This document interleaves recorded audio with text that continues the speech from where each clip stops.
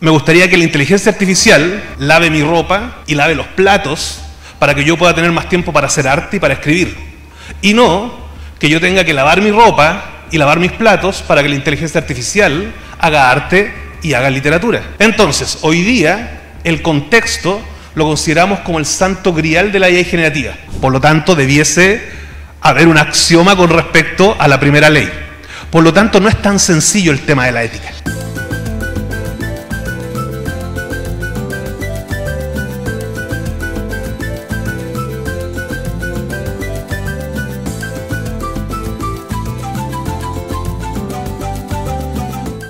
Y por eso la última sesión de la tarde de hoy es sobre la ética en el manejo de la IA y de los datos, especialmente en temas de regulación. Bienvenido, Einar.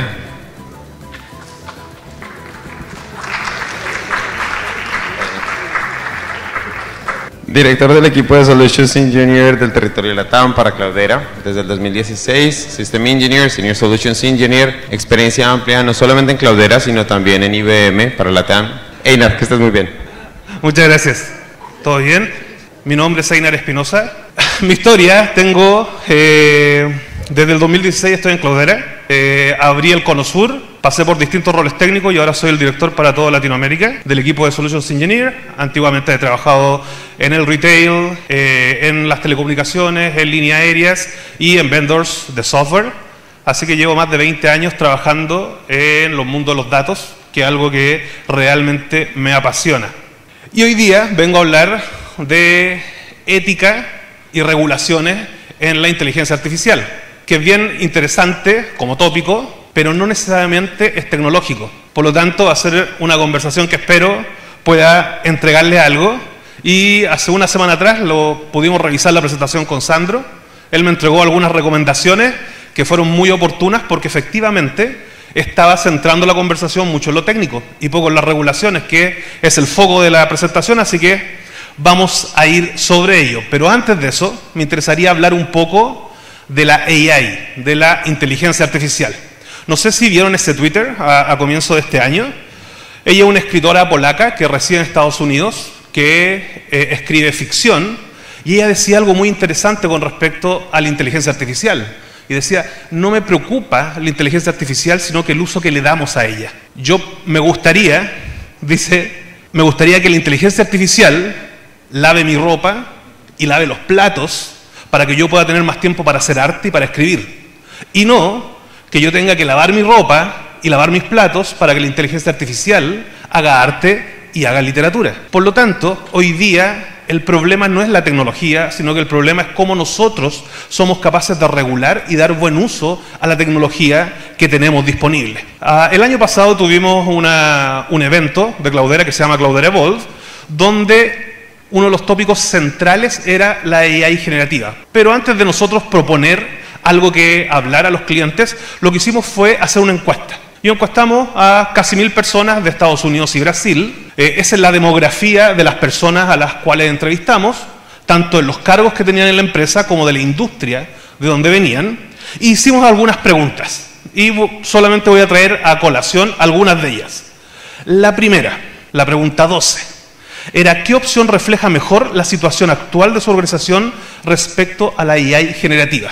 La primera columna, o el primer grupo de gráficos, dice que estoy usando activamente AI generativa en la empresa. El segundo grupo dice que estamos en las etapas iniciales exploratorias y pensamos implementar AI generativa en los próximos 12 meses. La tercera dice que no tenían implementado tecnología de AI generativa, pero lo están considerando en los próximos 3 años. La cuarta es que han experimentado con la AI generativa, pero no la están usando. Y la última columna es que no tienen ningún plan de usarla. Por lo tanto, podemos ver algo relevante. Y es que al menos 50% de los negocios actualmente están usando de una u otra manera AI generativa. Y lo otro importante es que el 0% dijo que no tenía planes. Quiere decir que todas las organizaciones, y es altamente probable que ustedes también lo vivan en sus organizaciones, tienen planes para usar la AI generativa en algún momento del tiempo. Otra pregunta interesante es que no todos están convencidos, a pesar de que el 50% dice que están haciendo cosas. ¿En qué medida usted está de acuerdo o en desacuerdo con la siguiente afirmación? Veo amplios beneficios de la IA generativa. El 30% de los encuestados dice que no está de acuerdo o no ve beneficios de la IA generativa en su organización. Por lo tanto, hay un trabajo que hay que hacer para poder convencer a la organización de una nueva definición o estrategia. Otra pregunta interesante. ¿Crees que tener control total sobre los datos durante el entrenamiento es importante y tiene que ser algo relevante para aumentar la confianza en la IA generativa?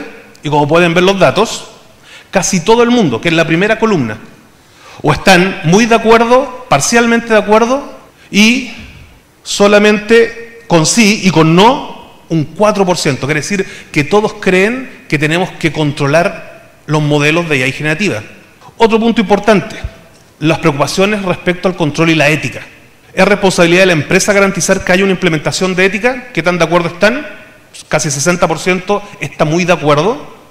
Y me preocupa compartir datos con terceros para el entrenamiento o ajuste del modelo de inteligencia artificial. Casi el 47% está muy de acuerdo. Esto quiere decir que además el 84% de los encuestados tenían preocupación con respecto a cómo compartimos los datos y el 92% de los encuestados creían que son las organizaciones las responsables de hacerse cargo con respecto al despliegue ético de la inteligencia artificial. Por lo tanto, los roles de leadership de las organizaciones tienen algo que hacer en la mirada de sus propios empleados o de la industria con respecto a la regulación y a la ética de lo que estamos desarrollando. Todos hablamos quizás de IA generativa y hoy día han tenido varias charlas sobre eso, pero yo no sé si todos conocen las técnicas de la IA generativa. Aprendizaje automático, redes neuronales. Yo creo que todos conocemos la IA generativa de texto. El transformador de propósito digital, los modelos LLM, GPT. Yo creo que mucha gente, si uno le pregunta, creen que GPT es la marca de ChatGPT, no entienden que una técnica de inteligencia artificial para procesamiento de texto, y la IA generativa en imágenes. Entonces, entendiendo esto, podemos entrar, y voy a volver atrás, solo para que lo recordemos, lo que habitualmente están haciendo hoy día las organizaciones son o GPT, transformador generativo preentrenado, o están utilizando modelo LLM. Casi todas las organizaciones que están iniciándose en el mundo de la IA generativa lo hacen. Pero, no sé si todos han visto, solo para comentar, que los modelos LLM tienen alucinaciones. ¿Cuáles son las alucinaciones? Son una pequeña tasa o ratio de información que se genera de manera errónea o información lisa y llanamente falsa.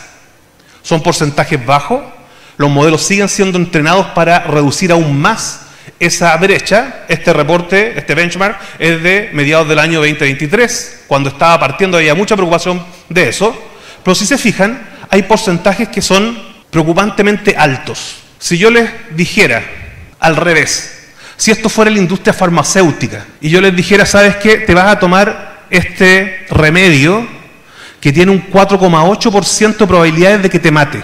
¿Ustedes se lo tomarían? Probablemente la respuesta sería no. Quizás habría gente que sí lo tomaría porque diría, ¿sabes qué? Yo tengo una proyección de vida de un 10%, ya me lo dijo mi doctor, así que lo pruebo igual. Total, de una u otra manera me voy a morir. Pero la mayoría de las personas no lo haría. ¿Por qué entonces, cuando tenemos modelos, podríamos decir, estoy dispuesto a entregarle un 4% de respuestas falsas a mi cliente? O, si lo viéramos en un tono que es mucho más delicado, voy a medir el riesgo. Al 5% de las personas que yo le voy a dar un crédito alto son personas que nunca me van a pagar. ¿Estaría dispuesto a tomar ese riesgo? Entonces, ¿qué es lo que hacemos? Porque esto no es una presentación del miedo. ¿Qué es lo que hacemos? Podemos entrenar los modelos o agregar la información de contexto. Y es relevante. ¿Por qué? Porque así vamos a hacer que los modelos conozcan la realidad empresarial. Entonces, hoy día, el contexto lo consideramos como el santo grial de la IA generativa. Y le voy a dar un ejemplo bien claro. Cuando los datos son incorrectos, lo más probable es que nuestra respuesta va a ser incorrecta. Entonces tenemos que estar claros con la información que estamos generando y el modelo cómo lo está prediciendo para poder entregar una información. Ahora vamos a entrar ya de lleno a lo que venimos a hablar, a la ética y la regulación. Pero, primero, ¿qué es la ética? Pregunta que pareciera ser súper simple, pero no es tan sencilla de responder. Y yo creo que si levantamos la mano y hacemos preguntas, todos vamos a tener una visión distinta de la ética. Para no entregar mi opinión, busqué un estudio que se realizó el año 1987 de Velázquez y sus colaboradores. Ahí está el link para que lo puedan revisar. Y básicamente la pregunta que hacían ahí, o estudiaban, era una pregunta que hizo un sociólogo años atrás, que decía, ¿qué significa para usted la ética? Y hubo ciertas respuestas que las manejaban como las principales. Algunos respondieron que la ética tiene que ver con los sentimientos que me dicen qué hacer. Algunos decían que tenía que ver con mis creencias religiosas. Otras personas dijeron que tenían que ver con lo que la ley exige que yo haga. Otras personas dijeron que la ética consiste en los estándares de comportamiento social, cómo mi sociedad me dice que me tengo que comportar. Y algunos dijeron, no sé qué significa la palabra ética. Pero si empezamos a pensar un poco en las respuestas y vemos la primera, los sentimientos. ¿Cuántas veces hemos visto vez tras vez que en ciertos tipos de relaciones tomamos decisiones por sentimientos que no necesariamente son las correctas? Por ejemplo, una relación filial. Yo con mi hijo o con mi padre y estoy en una situación compleja y voy a tomar una decisión sabiendo que no es éticamente correcto para proteger a alguien a través de mis sentimientos. Por lo tanto, la ética no debiese ser guiada por los sentimientos. ¿Qué nos dice con respecto a las creencias religiosas? Un sesgo importante, porque querríamos decir que solamente tenemos que actuar con la gente que adscribe esa religión. ¿Y qué pasa con la gente que no es atea o con la gente de otras religiones? ¿Cómo podríamos hablar de ética basada en la religión? ¿Qué pasa cuando la ética es lo que exige la ley? Que suena bastante lógico. Pero no nos olvidemos que hace no mucho tiempo atrás había leyes para tener un apartheid en Sudáfrica o teníamos leyes de esclavitud en Estados Unidos. Por lo tanto, la ley no es necesariamente el conductor de la ética. ¿Y qué pasa si son los estándares del comportamiento social? Tampoco es una buena técnica. O no nos olvidemos de la Alemania nazi. Socialmente aceptaban lo que estaba sucediendo. Por lo tanto, tampoco es la masa social la que nos debiese mover. Pero en este estudio definen la ética como dos principios. El primero es que la ética se refiere a normas bien fundadas de lo correcto y lo incorrecto que prescriben lo que los humanos hacen o deben hacer.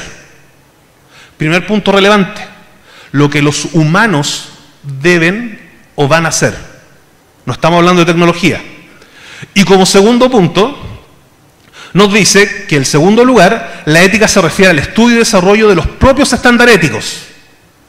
Ustedes entenderán que aquí hay una definición recursiva, porque defino lo que es la ética, pero después defino cómo tengo que evolucionar la ética. Y yo cuando vi esta definición, lo único que se me vino a la mente así, pero de inmediato, fue esta imagen. No sé quiénes conocen a este autor. Yo sé que muchos de acá sí, hay otros que quizás no, pero en su libro de ciencia ficción, Isaac Asimov define las leyes de la robótica, que son leyes recursivas. Un robot no hará daño a un ser humano o por inacción permitir que un humano sea dañado. Segunda ley, un robot debe obedecer las órdenes dadas por los seres humanos, excepto si estas órdenes entrasen en conflicto con la primera ley. Y la tercera ley, un robot debe proteger su propia existencia en la medida que esta protección no entre en conflicto con la primera o la segunda ley. Una definición recursiva de ciertos principios que parecieran cubrir todos los casos.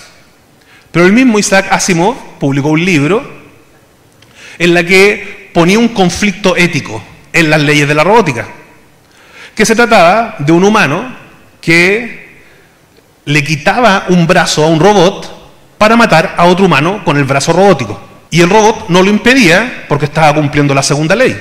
Pero uno se preguntará, pero no cumplió la primera ley. Pero la verdad es que el robot no estaba matando al humano, sino que era un humano que lo estaba haciendo. Y ahí entraba el conflicto moral, porque estaba matando a otro humano con el brazo robótico. Por lo tanto, debiese haber un axioma con respecto a la primera ley. Por lo tanto, no es tan sencillo el tema de la ética. No es tan simple. Entonces, desde que la inteligencia artificial está, que no es algo que apareció hace 2 años, tiene décadas de estudio. Han salido ciertas normativas y regulaciones. Y el año 2018 fue la primera regulación o principio o lineamiento de la Unión Europea. El 2019 sacó una segunda versión. Recién en el 2021 la UNESCO hizo una recomendación con respecto a eso, pero lo que ellos no tenían en mente a ese momento era lo que iba a pasar años después. Pero lo que sí fue muy importante de estas regulaciones es que nos propusieron un framework para poder manejar la regulación y la ética en la inteligencia artificial. Y este framework dice así, lo vamos a ver ahí: el marco para una inteligencia artificial fiable. Primero, define 3 pilares básicos para trabajo. La inteligencia artificial debe ser lícita, que no vamos a hablar en estos momentos porque básicamente es que tiene que cumplir las leyes del país en donde está funcionando. El segundo es que la inteligencia artificial debe ser ética, y el tercero es que la inteligencia artificial debe ser robusta. Si entramos al tema de la ética, define 4 principios básicos para la AI ética: respeto de la autonomía humana, prevención del daño, equidad y explicabilidad. Y cuando pasamos a la robustez, habla de 7 requisitos claves que están listados ahí a la derecha: acción y supervisión humana, solidez técnica y seguridad, transparencia, rendición de cuentas. Por lo tanto, ya se nos propuso un framework de cómo nosotros debiésemos actuar como humanos con respecto a regular y hacer que la técnica, el software, los componentes que estamos desarrollando cumplan estos principios.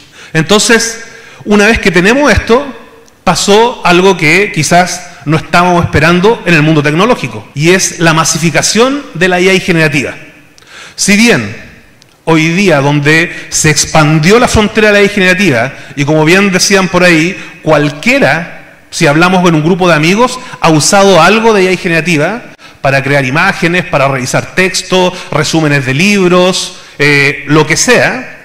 Fue el año 2023 cuando sale la versión de ChatGPT 4 y toda persona podía entrar a un browser y hacer preguntas en lenguaje natural para que este motor te respondiera. Es que explota este uso y se masifica afuera de las fronteras técnicas. Hoy día cualquier persona puede resumir un texto, hacer un paper o generar fotos. Y por eso es que necesitamos la regulación y la ética en el uso de estas tecnologías. Por ejemplo, en la educación, en la investigación, ¿es válido y lícito que yo esté entregando un artículo de investigación que se lo entregué a una AI generativa para que él entregue conclusiones? Eso también está normado en la Unión Europea y también a través de la UNESCO. Pero ahí es donde nos empezamos a hacer este tipo de cuestionamientos.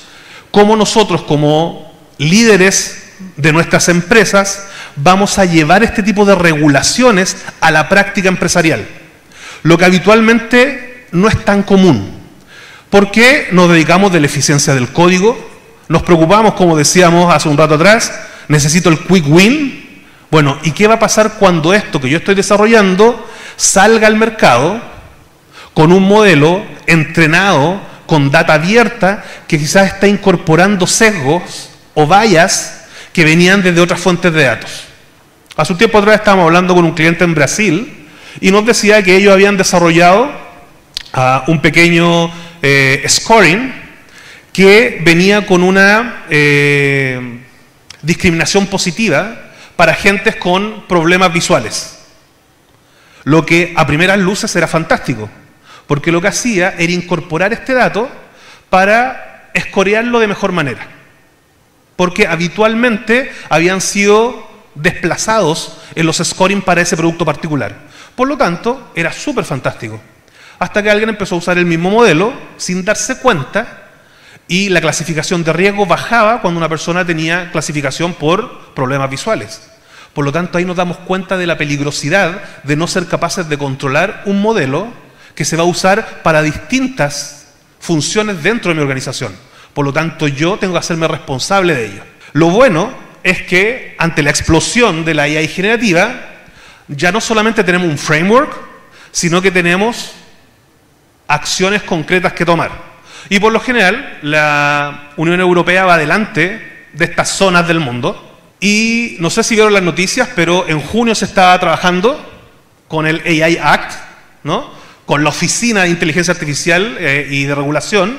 Y el 1 de agosto fue ya publicado como que todo proceso de AI tiene que estar adscrito a estas normas. Y es bien sencillo, en el concepto, la ley es un poco más larga. Lo primero que nos dice es que vamos a clasificar riesgos de la AI. Y tenemos que clasificarlo en riesgo mínimo, donde no vamos a hacer gran acción, en riesgo limitado, donde podríamos observar, en este caso el Comité de la Unión Europea va a revisar si es que necesita tomar acción. Tenemos el riesgo alto, que es donde nos vamos a detener, y tenemos el riesgo inaceptable. Y el riesgo inaceptable es bien sencillo. Este producto que está en esta clasificación no va a ver la luz nunca, a menos que baje su clasificación de riesgo. Bien sencillo. Pero lo importante es el riesgo alto. Y nos define unos pasos o un workflow para poder solventar el poder colocar un componente de AI generativa a público general si es que su primera clasificación fue de riesgo alto. Y lo primero que hacemos es que cuando desarrollamos, este es el paso 1, desarrollamos este AI, lo pasamos por el clasificador de riesgo. Si clasifica en riesgo alto, lo segundo que vamos a hacer es que tenemos que tener un assessment de conformidad y cumplir con los requerimientos de esta organización, del AI Act, para poder avanzar al siguiente paso. Cuando pasamos al siguiente paso, vamos a tener que registrarlo en la base de datos de componentes de AI generativa de la Unión Europea. Y una vez que lo registramos, le vamos a permitir a este organismo, a esta fuerza de análisis, revisar el cumplimiento de las normativas de la Unión Europea. Y cuando pasamos al siguiente punto, quiere decir que fuimos marcados como que dimos cumplimientos en conformidad a las normas de la Unión Europea, y también tenemos esa marca, que es el CE, que básicamente es la marca de aceptación de la Comunidad Europea para poder salir a producción o a público general. Una vez que lo tenemos disponible, si hacemos cambios sustantivos en este componente, tenemos que volver al ciclo. Por lo tanto, ya no solamente tenemos un framework para poder regular nuestras aplicaciones de AI generativa, sino que tenemos una clasificación y tenemos un workflow de decisión, no técnico. Es un workflow de decisión a través de un ente, o sea, humanos, que van a controlar que mi modelo, que mi activo técnico esté disponible o no para el público general. ¿Por qué es importante esto? Porque volvemos atrás a la definición de ética. Son convenios, son reglas, son preceptos de lo que es bueno o malo, correcto e incorrecto, para que sigan los humanos. Por lo tanto, en la ley, si uno va a detalle, lo que hace es que nos hace responsable a nosotros, los dueños de los activos tecnológicos, como quienes tenemos que velar para que nuestros desarrollos, nuestros componentes tecnológicos cumplan la regulación. Y podríamos pensar, ¿para qué vamos a colocar regulación? ¿No? Muchas veces uno se podrá preguntar, ¿sabes que yo estoy desarrollando algo para ser más eficiente, para bajar costos, para ganar market share o un montón de cosas?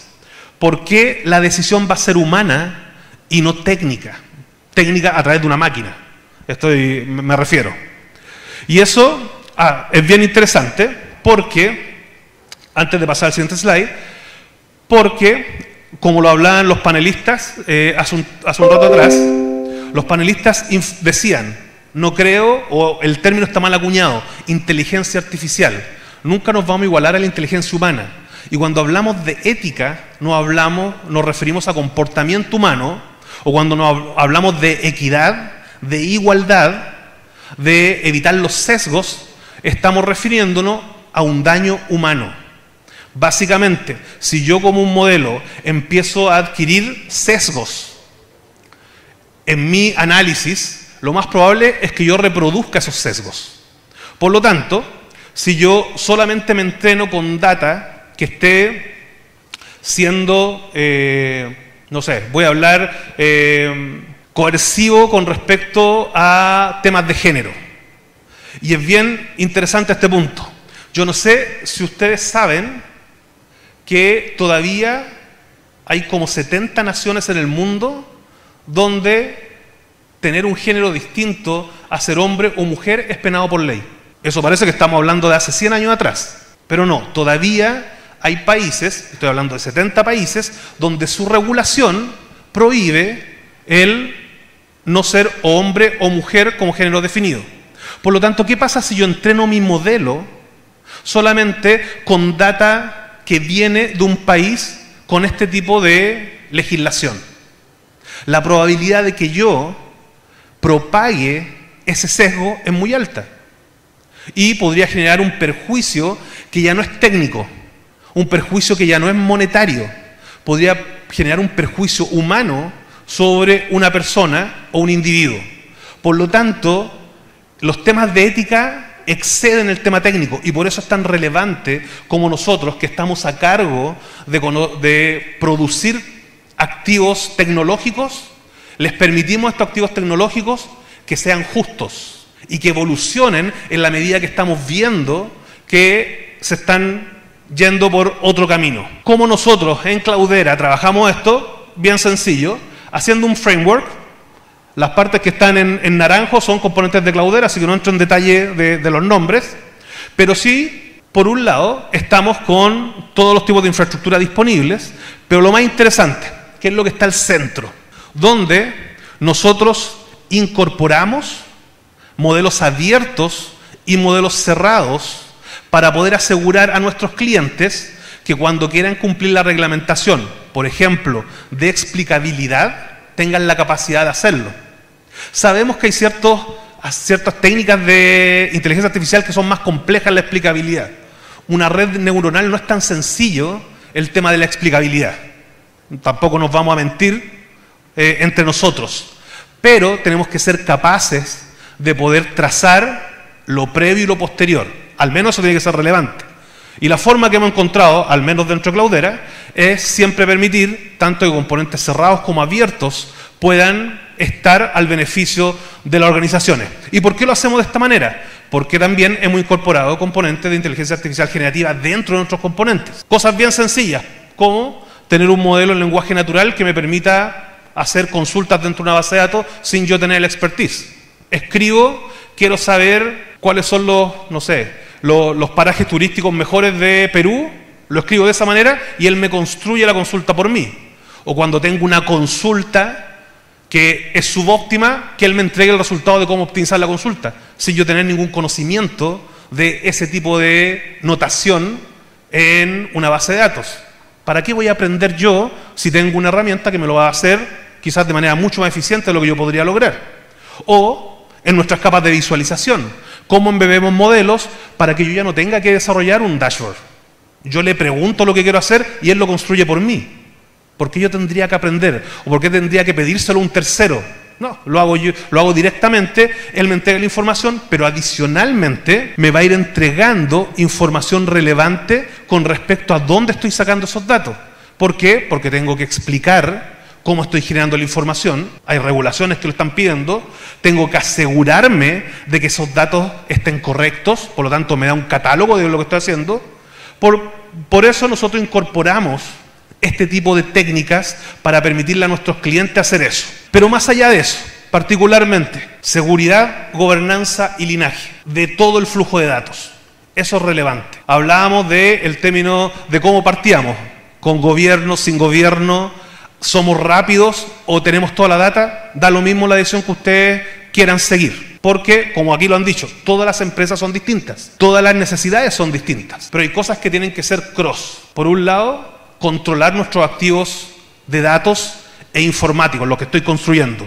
Y como otro, ser capaz de tener técnicas internas para poder dar cumplimiento a las regulaciones. Lo que nosotros decimos, y no lo quise traducir, es trust your data, trust your AI. Si yo confío en mis datos, voy a poder confiar en mi inteligencia artificial, y no al revés. Y solo para ir ya terminando, ¿por qué es importante la regulación? Quizás no lo logramos visualizar de manera tan clara, pero no sé ¿Cuántos de ustedes recuerdan los autos en los años 50 o 60? Autos que no tenían cinturones de seguridad, autos como el Charger del 69, el naranjo que está ahí, que no tenía espejo al lado del copiloto, autos que hoy día no aceptaríamos circulen por nuestras calles. Por lo tanto, vemos cómo un avance tecnológico, como la industria automotriz, tuvo que cambiar basado en las regulaciones. No creamos que nosotros en el mundo de los datos somos un unicornio o somos una isla distinta a cualquier evolución tecnológica. Por lo tanto, si hay regulaciones que tienen que ser cumplidas, nosotros debiésemos ser los primeros en impulsar el cumplirlas. ¿Por qué? Porque al igual como se agregaron cinturones de seguridad, al igual como hoy día tenemos autos que tienen el análisis del punto ciego, el análisis para el cambio de carril, lo que buscan esas regulaciones es disminuir los accidentes. Y lo que buscamos con la regulación y la ética en la informática, en los datos, en la inteligencia artificial, es disminuir los riesgos para los individuos. Eso es lo que estamos buscando. Por lo tanto, es súper relevante. Y si pensamos en estos cambios, también no son solamente técnicos, o sea, no son solamente en este tipo de industria. No sé si recuerdan el año 2016, el primer intento de bot que pudiese aprender de las personas. No sé si ustedes se acuerdan de TEI, el esfuerzo de Microsoft del 2016, que iba aprendiendo de las interacciones con la gente. Y al poco tiempo, estoy hablando de, no sé si fueron horas o días, TEI aprendió del odio, aprendió de problemas raciales y respondía de esta manera. Pero no era el modelo el problema, era que toda la gente le empezó a dar solo información basada en eso. Entonces él aprendió de eso. Y así fue como replicó. O, no sé si ustedes saben, yo no lo sabía al menos, que ChatGPT en su propia documentación tiene un tema de edad. Los niños entre 13 y 18 años tienen que ser supervisados por un adulto. Y los niños de menos de 13 años no debiesen usar ChatGPT dicho por OpenAI, no dicho por un regulador. Por lo tanto, muchas veces nos olvidamos que la tecnología, y así como lo dijeron en el panel anterior, no es lo relevante. La tecnología va a cambiar, la tecnología va a evolucionar. Hoy día tenemos una técnica, de seguro mañana vamos a tener otra técnica. Pero hay cosas que son fundamentales y es cómo esa tecnología ayuda y propicia el buen avance de la sociedad, donde estamos todos nosotros inmersos. Por lo tanto, es crucial poder regular estos componentes que estamos desarrollando. Y si alguno se siente que está como súper tarde, que como ya se le fue ese tren, no lo sientan así. Y aquí yo creo que se habló algo de esto en la mañana. Yo no sé cuántos de ustedes saben cuándo se creó la primera lata en conservas. Y esto para mí exploté porque esto lo vi yo hace un año atrás en un evento en Brasil. Algo que yo no sabía. Y a mí me encantan saber de estos datos. Entonces, no sé si ustedes saben cuándo se creó la primera lata en conserva. ¿Y por qué? Eso es lo más interesante. Bueno, la primera lata en conserva se crea en 1810. La primera patente es de 1811. Y se creó porque a finales del 1700, Napoleón Bonaparte, que estaba conquistando por todos lados, tenía un gran problema logístico y era cómo le llevo comida a la gente que está en el frente de batalla. En los tiempos que moverse podía tardar semanas. No como ahora que mandamos un Rappi y nos llega en minutos. Bueno, en ese tiempo no era así. Entonces él lanzó un desafío y dijo, ¿saben qué? Voy a poner 12.000 francos a quien pueda tener un método para prolongar la duración de vida de los alimentos. Un francés, que hace 5 años atrás, había descubierto por primera vez cómo conservar alimentos hirviéndolos y poniéndolos en un pasillo, se dio a la tarea y creó la lata en conserva. ¿Saben cuánto tiempo después se creó el abrelatas? 50 años después. Por lo tanto, si ustedes creen que hoy día es tan tarde, no lo piensen así. Cada vez que hay una evolución tecnológica, hay un espacio inmenso de nuevas innovaciones tecnológicas que están por venir. Así que imagínense, entre todo ese periodo, no sé quiénes vieron El pianista, la película. En todo ese tiempo la gente andaba con un cuchillo o con un clavo y una piedra tratando de abrir las latas. Por lo tanto, hay un espacio tremendo en lo que ustedes podrían tener la próxima evolución tecnológica. Si hoy día no la adoptaron, tranquilos, hay tiempo para hacerlo. Y lo otro relevante, muchas veces confundimos la causa con el efecto y nos abocamos a remediar el efecto dejando fuera de nuestra visión la causa. Y los que manejan en datos, estoy seguro que han vivido esto montones de veces. Más aún los que ven gobierno y han tratado de trabajar en el data quality. ¿Cuántas veces hemos tratado de solucionar el problema en el dashboard y el dato sigue viniendo mal desde el origen? Miles de veces. Y es porque estamos confundiendo dónde se produce el problema. Solucionamos el efecto y no la causa. Y es exactamente lo mismo en la ética. Muchas veces nos impactamos por el resultado y atacamos el resultado y no exploramos qué está pasando al inicio de nuestro flujo de información. Por lo tanto, si hoy día tienen que centrar sus esfuerzos, céntrenlos en donde parte el problema. Nosotros, o por lo menos en Chile, yo vivo en Chile, soy chileno, por más que traté de parecer Jorge Luna o Ricardo Mendoza, para hacerlo más entretenido, no pude con el acento, así que dije, bueno, voy a tener que seguir así nomás. Pero en Chile, antes de la pandemia, los envíos eran todo un tema. Las grandes empresas de retail enviaban sin ningún problema, pero la devolución era un vía crucis. Por lo tanto, la gente prefería comprar helados fuera de Chile. Con la pandemia apareció Mercado Libre y proliferó. Y Mercado Libre arreglaba ese problema. Yo abría el producto, tenía 30 días de devolución, no me gustaba, lo envolvía, etiqueta, devolución y el dinero en mi cuenta. Asimismo lo hizo Amazon en el pasado. Ellos no se preocuparon de construir un super chatbot para responder mis reclamos. Ellos resolvieron el problema raíz, que era la logística de la última milla y la devolución. Resolviendo eso, resolvieron el problema de los reclamos. ¿Hay reclamos? Por supuesto que hay reclamos. Pero créanme que la tasa de Mercado Libre en Chile con respecto a los retailers tradicionales es órdenes de magnitud de diferencia. Porque se centraron no en el efecto, no en la causa, sino que en la causa y no en el efecto. Y eso es lo que ustedes también debiesen preocuparse. Y para ir cerrando, le quiero dejar cierta información. Ética y regulación. Si no lo han incorporado, porque es una ley muy nueva, piensen. 4 principios éticos. Respeto de la autonomía humana, prevención del daño, equidad y explicabilidad. Estos 4 son los principios básicos para aplicar ética en mi desarrollo de software, en mi componente, en aquel modelo que quiero conectar a una aplicación a través de una API.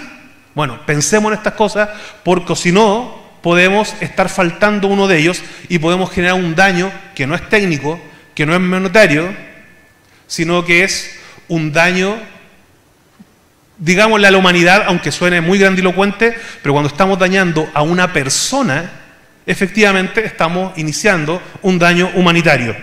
¿Y cuáles son los 7 requisitos claves que tienen que también estar pensando en estos 4 principios éticos? Acción y supervisión humana. No podemos dejarle a una máquina el control de esta regulación. Solidez técnica y seguridad. Gestión de la privacidad y de los datos. Sumamente importante, y el otro día lo discutimos con Sandro. Hoy día estamos hablando de ética, yo no he mencionado GDPR, pero GDPR es parte inherente de esto, porque tenemos que gestionar la privacidad de los datos. Es sumamente relevante. Hoy día yo no sé si un dato público mío se usó para entrenar un modelo de 1.000 millones de variables cuando yo quiero eliminar ese dato. Tengo la capacidad, o la empresa que usó ese modelo para generar un activo de cliente final, ¿va a poder eliminar esa traza o esa huella digital? Importante. La transparencia. Yo tengo que ser capaz de explicar lo que mi modelo está haciendo para evitar sesgos, para evitar fallas. No puede ser que los mismos datos pasados por un modelo entreguen un resultado para una persona y un resultado completamente distinto para otra persona cuando tienen las variables similares, porque ahí puede haber un sesgo. Diversidad, no discriminación y equidad. Bienestar social y ambiental. Y como último, rendición de cuentas. Esto quiere decir que si alguien me pide explicación de para qué usé mis datos y por qué pasó algo, yo tengo que ser capaz como organización de hablar con esa persona y mostrarle el por qué tomó una decisión. Y eso habitualmente no es algo muy común en nuestras organizaciones y es algo que tenemos que empezar a incorporarlo. Así como hacemos gestión de activos, tenemos que incorporar esto como una gestión de activos más que es relevante para el éxito de mi organización. Muchas gracias.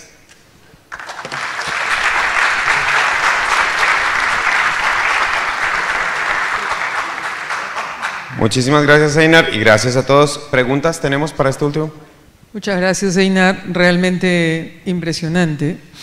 Quería que nos comentes un poquito del modelo o la metodología para determinar el riesgo, porque nos habías hablado de un framework para determinar si es un alto riesgo, si es un bajo o si es inaceptable.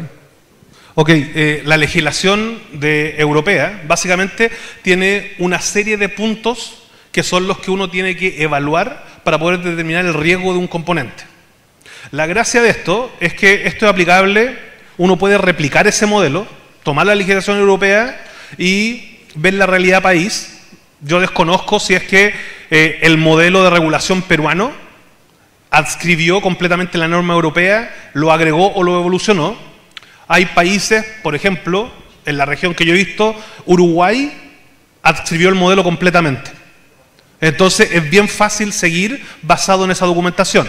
Pero piensa que es como un árbol de decisión, donde tú tienes distintos valores, donde tú pasas tu modelo y tú te preguntas, ¿cumple esto? Sí. ¿Cumple esto? No. Y lo vas pasando por el árbol y al final llega a la clasificación que te dice alto riesgo, inaceptable, mediano o básico.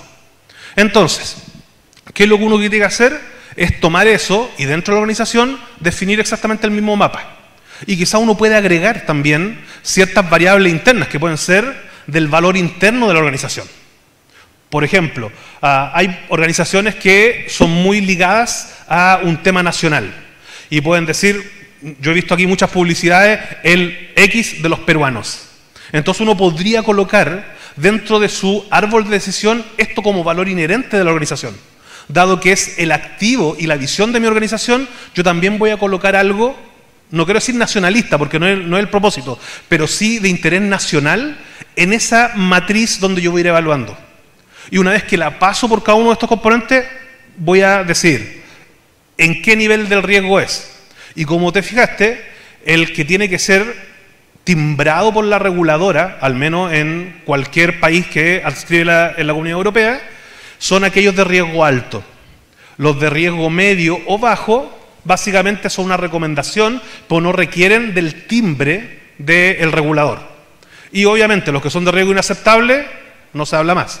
No puede salir. Y si una empresa trata de hacer el camino corto y lo publica, se atiene a las consecuencias legales que eso implica. Y hemos visto muchas veces, grandes empresas han tenido que pagar grandes sumas de dinero en Europa por tratar de hacer el camino corto. Lo bueno es que, obviamente, en Latinoamérica muchas veces se dice, echa la ley, echa la trampa. Pero eso siempre va a pasar, en todo ámbito de cosas, porque así somos el género humano. Pero eso no nos tiene que desalentar. Nosotros tenemos que seguir avanzando y cubriendo. Al igual como en el gobierno de datos, lo peor que uno puede hacer es no hacer nada esperando tenerlo todo. Porque al final vives en la inacción. Lo mejor es partir de a poquito, ir colocando pequeñas normas internas, pequeñas regulaciones, más allá de lo que tu regulador diga. ¿Sabes qué? Yo quiero ser una empresa ética, tanto a nivel del trato con mis clientes finales, que pueden ser un cliente u otra empresa, a través de mis procesos. Por lo tanto, se pueden ir incorporando de a poco. En la presentación que voy a publicar está la ley. Por lo tanto, se puede ver y ahí están los preceptos básicos para poder clasificar si un componente de inteligencia artificial es ético o no. Y va a poder ver la clasificación de riesgo. Hola Einar, ¿cómo estás? Buenas tardes. Mi nombre es Hugo Espejo.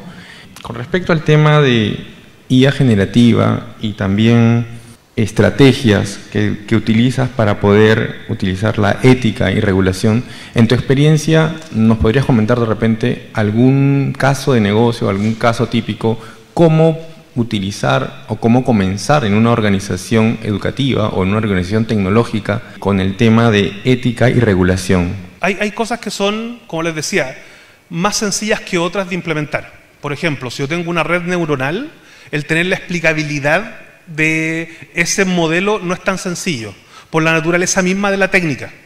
Pero si tengo otro tipo de inteligencia artificial o estadística dentro de mi organización, yo creo que todos hacemos clasificación de una u otra forma dentro de nuestras organizaciones. Y eso sí es bien predecible y bien explicable. Pero pocas organizaciones hoy día tienen explicabilidad de sus modelos. Y hay herramientas, tanto de pago como gratuitas, para poder explicar modelos. Por lo tanto, ¿cómo uno podría ir avanzando o dar primeros pasos en su organización? Agregarlo dentro del flujo. Por ejemplo, cuando tengo hoy día un flujo de, hace años atrás hablábamos mucho de DevOps, hoy día estamos hablando mucho de MLOps. Entonces, cuando tengo este flujo, que son básicamente técnicas para ir haciendo pasos en los distintos estadios hasta llegar a producción, y cómo los controlo, idealmente automatizando, yo podría colocar dentro de esa automatización un flujo de revisión de modelos. Y ese flujo de revisión me va a entregar un ranking, al igual que un modelo de clasificación. Y yo voy a definir el rango aceptable de explicabilidad del modelo. Por lo tanto, internamente con mi equipo de desarrollo, yo podría decir, cualquier componente de modelamiento que pase a producción tiene que cumplir tanto ratio de explicabilidad. Y si no lo cumplen, tienen que mejorarlo. Quizás eligiendo otro modelo que pueda aplicar para el mismo propósito o mejorando en el análisis previo al modelo. Hay veces que no vamos a poder explicar tan bien el modelo, pero podemos explicar todo el flujo previo y el flujo posterior. Y es una forma no tan difícil de ir incorporando de a poco ética en nuestros procesos. ¿Por qué? Porque una vez que yo explico el modelo, estoy preparado para hablar con alguien que venga a tener un reclamo por el uso indeseado de sus datos.